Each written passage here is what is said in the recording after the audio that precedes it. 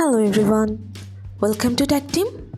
Today in this video, I'm gonna show you how to disable vibrate mode for notification in your Android phone. Before starting the video, please subscribe to Tactim. So, let's get started. For this, you have to open your settings. Now scroll down.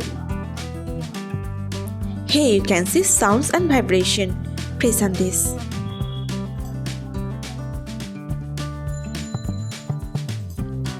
Now here you can see vibrate for notifications. If you want to disable your vibrate for notifications, you just have to turn off the button. That's it. So this is how to disable vibrate for notifications in your Android phone. So guys, that's it. You can do this. I think this video is very helpful to you. If it was, then give a thumbs up and hit the subscribe button. And thanks for watching.